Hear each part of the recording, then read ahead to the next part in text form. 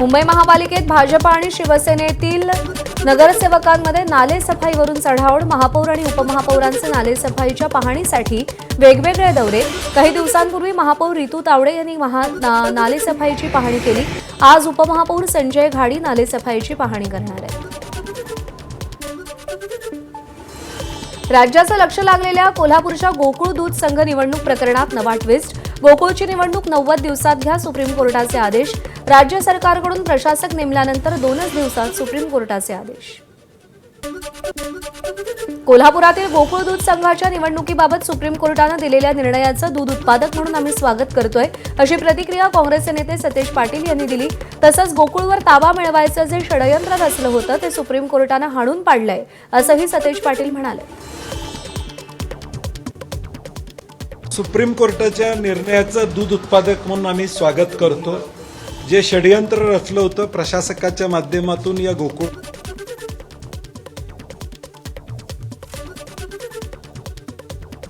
यामध्ये सकारात्मकरित्या उद्याच्या निवडणुकीमध्ये सहकार्य करेल अशी आम्हाला अपेक्षा आहे।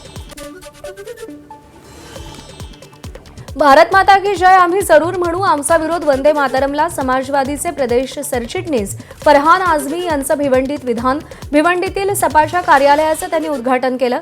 यावेळी त्यांनी आमदार रईस शेख यांच्यावरती टीका केली। नवीन शुरुआत झाली और अबू आजमी साहब ने कभी भी भारत माता की जय बोलने के खिलाफ उन्होंने कभी भी नहीं। मैंने उनके सामने उनके बगल में खड़े होकर के भारत माता की जय का नारा दिया है और मेरे लोगों ने नारा गूंजा है सामने से। तो कभी भी वंदे मातरम के लिए उन्होंने कहा है कि वंदे वंदना, और उसमें डिटेल में हम लोग को नहीं जाना है, लेकिन भारत माता की जय तो मैंने हमेशा कहा है और मैं हमेशा कहूँगा। केंद्र सरकारच्या कामगार कायद्याच्या अंमलबजावणीसाठी राज्यातील नवीन कामगार कायद्याच्या नियमावलीचा मसुदा प्रसिद्ध। हरकती आणि सूचना नोंदवण्याचे कामगार मंत्री प्रकाश फोंडकर यांचं आवाहन। कामगारांच्या सुरक्षेसाठी आणि वेतनासाठी मसुद्यात अनेक तरतुदी असल्याचं मत व्यक्त केलं।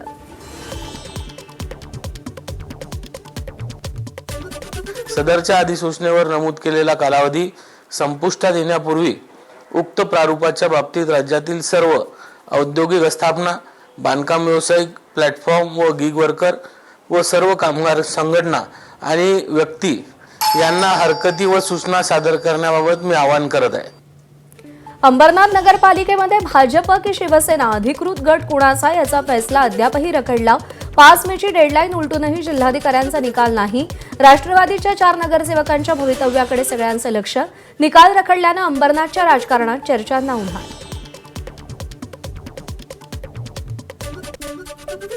उल्हासनगरमध्ये कलानी कुटुंबाला शरद पवारांच्या राष्ट्रवादीचा मोठा धक्का। पप्पू कलानी यांची सून माजी महापौर पंचम कलानींची जिल्हाध्यक्ष पदावरून हकालपट्टी। सीमा आहुजांकडे जबाबदारी सोपवली। शिवसेनेसोबत जवळीक वाढल्यानं कारवाई केल्याची चर्चा। पशुसंवर्धन विभागात अनेक पदांसाठी भरती होणार। महाराष्ट्र लोकसेवा आयोगामार्फत पशुधन विकास अधिकारी पदाच्या 2795 जागा, तर आयुक्त पशुधन अधिकारी पदासाठी 308 जागांसाठी परीक्षा। 11 जून रोजी परीक्षा होणार। मंत्री पंकजा मुंडेंची माहिती।